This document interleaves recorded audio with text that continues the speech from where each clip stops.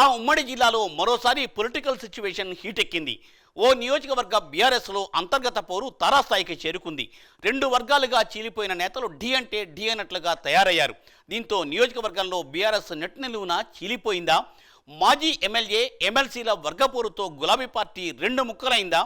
వచ్చే ఎన్నికలలో ఎమ్మెల్యే సీటుపై కన్నేశారా ఆ ఎమ్మెల్సీ? తన తనయుడి కోసం మాజీ ఎమ్మెల్యే పడరాని పాటలు పడుతున్నారా? కాంగ్రెస్ పార్టీని ధీటుగా ఎదుర్కోలేని పరిస్థితుల్లో బీఆర్ఎస్ నేతలు ఉన్నారా?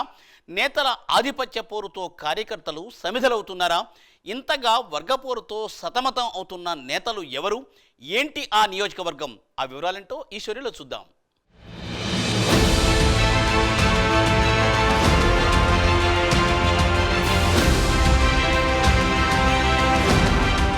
ఉమ్మడి పాలమూరు జిల్లాలోని షాద్నగర్ నియోజకవర్గంలో బీఆర్ఎస్ పార్టీ రెండుగా చీలిపోయినట్టే కనిపిస్తోంది. 10 ఏళ్ల పాటు ఏకఛత్రాధిపత్యంగా ఏలిన బీఆర్ఎస్ పార్టీ ప్రస్తుతం వర్గపోరుతో సతమతమవుతోంది. బీఆర్ఎస్ పార్టీ మాజీ ఎమ్మెల్యే అంజయ్య యాదవ్, ఎమ్మెల్సీ నవీన్ కుమార్ రెడ్డిల మధ్య పచ్చగడ్డి వేస్తే భగ్గుమంటోంది. ఇద్దరు నేతలు వర్గాలుగా విడిపోవడంతో కార్యకర్తలు అయోమయానికి గురవుతున్నారు. మొన్న జరిగిన బీఆర్ఎస్ పార్టీ రజతోత్సవ సభకు సైతం ఇద్దరు నేతలు తలో దారిలో కార్యకర్తలను తరలించారు కూడా. దీంతో షాద్నగర్లో బలమైన పార్టీగా ఉన్న బీఆర్ఎస్కు బీటలు వారే పరిస్థితి ఏర్పడింది. కాంగ్రెస్ పార్టీ ఎమ్మెల్యే ఇచ్చిన హామీలను సైతం ప్రశ్నించలేని పరిస్థితిలో బీఆర్ఎస్ పార్టీ నేతలు ఉన్నారనే టాక్ షాద్నగర్లో వినిపిస్తోంది. రజతోత్సవ సభను ఉద్దేశించి స్థానిక ఎమ్మెల్యే వీర్లపల్లి శంకర్ పలు ఆరోపణలు చేసినా అటు మాజీ ఎమ్మెల్యే ఇటు ఎమ్మెల్సీ నవీన్ కుమార్ సైతం ధీటుగా సమాధానం ఇవ్వలేకపోతున్నారు. దీంతో బీఆర్ఎస్ పార్టీ క్యాడర్ కాంగ్రెస్ పార్టీలో చేరే అవకాశం ఉంటుందని సీనియర్ నాయకులు వాపోతున్నారు.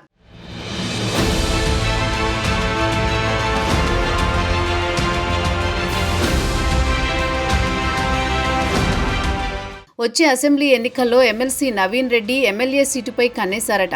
కాంగ్రెస్ పార్టీతో తన రాజకీయ జీవితాన్ని ప్రారంభించిన కొత్తూరు జెడ్పీటీసీగా గెలిచారు.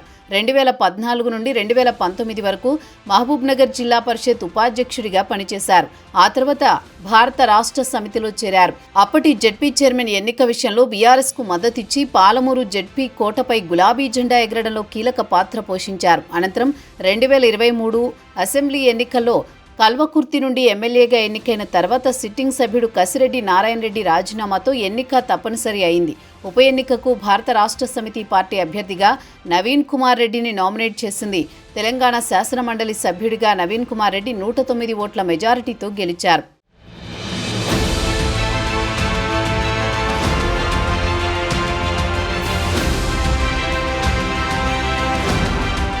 మరోవైపు మాజీ ఎమ్మెల్యే అంజయ్య యాదవ్ తనయుడు రవికుమార్ యాదవ్ సైతం ఎమ్మెల్యే సీటు కోసం ఇప్పటినుంచే పావులు కదుపుతున్నారు. ఎంపీపీగా చేసిన అనుభవం రవికుమార్కు తోడైతే తన తండ్రి అంజయ్య యాదవ్ కాలంలో పనిచేసి నియోజకవర్గాల్లో పట్టు సాధించారు రవికుమార్. ఇదే ఇద్దరు నేతల మధ్య వర్గపోరుకు బీజం పోసిందట. రజతోత్సవ వేడుకలకు సంబంధించి షాద్నగర్ నుండి భారీ సంఖ్యలో కార్యకర్తలను తరలించడంపై వర్కింగ్ ప్రెసిడెంట్ కేటీఆర్ సైతం నవీన్ రెడ్డిని మెచ్చుకున్నారు. దీంతో మాజీ ఎమ్మెల్యే అంజయ్య యాదవ్ వర్గం మరింత అగ్గి మీద గుగ్గిలమవుతోందట.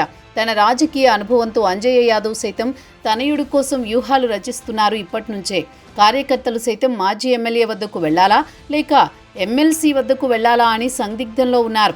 ఇద్దరిలో ఎవరి వద్దకు వెళ్లినా ఎవరికి కోపం వస్తుందో అనే కార్యకర్తలు ఆందోళన చెందుతున్నారు. ఇద్దరు నేతల మధ్య వర్గం పోరుతో బీఆర్ఎస్ పార్టీని ఎన్ని విమర్శలు చేసినా స్థానిక ఎమ్మెల్యే వీర్లపల్లి శంకర్పై ఎలాంటి వ్యాఖ్యలు చేయకపోవడం బీఆర్ఎస్ కార్యకర్తలను మరింత బాధిస్తోందట. వ్యక్తిగత ప్రయోజనాల కోసం ఇద్దరు నేతలు బీఆర్ఎస్ పార్టీని ఖూనీ చేస్తున్నారని కార్యకర్తలు ఆరోపిస్తున్నారు. బీఆర్ఎస్ కింది స్థాయి నేతలు ఏకంగా మాజీ ఎమ్మెల్యే ఎమ్మెల్సీ నవీన్ కుమార్ రెడ్డిలపై విరుచుకు పడుతున్నారు.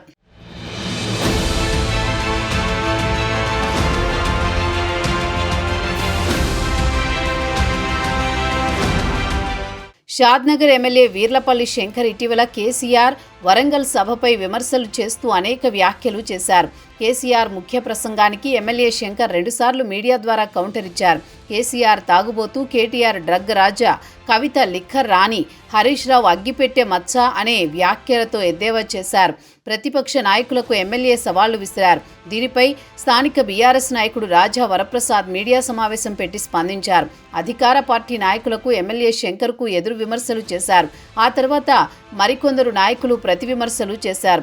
ఎమ్మెల్యే వీర్లపల్లి శంకర్కు కౌంటర్ ఇవ్వగానే అధికార పార్టీ నాయకులు తిరిగి ప్రతిపక్ష నాయకులను కౌంటర్ అటాక్ చేశారు. ఇక్కడే బీఆర్ఎస్ నాయకులకు చిర్రెత్తుకొస్తోంది.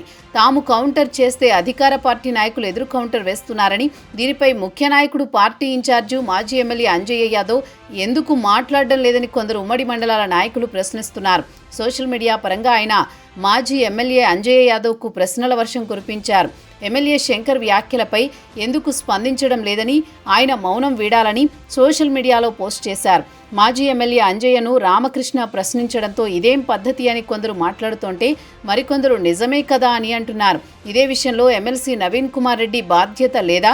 ఎమ్మెల్సీగా ఉండి కాంగ్రెస్ ఎమ్మెల్యే వీర్లపల్లి శంకర్ వ్యాఖ్యలను ఎందుకు కౌంటర్ చేయడం లేదని బీఆర్ఎస్ నేతలు ప్రశ్నిస్తున్నారు. 10 ఏళ్ల పాటు ఎమ్మెల్యేగా ఉన్న మాజీ అంజయ్య యాదవ్, ప్రస్తుతం ఎమ్మెల్సీగా కొనసాగుతున్న నవీన్ రెడ్డిలు సైతం కాంగ్రెస్ ఎమ్మెల్యేకు కౌంటర్ అటాకులు ఇవ్వకపోవడం నేతల మధ్య వర్గ పోరును బహిర్గతపరుస్తోంది.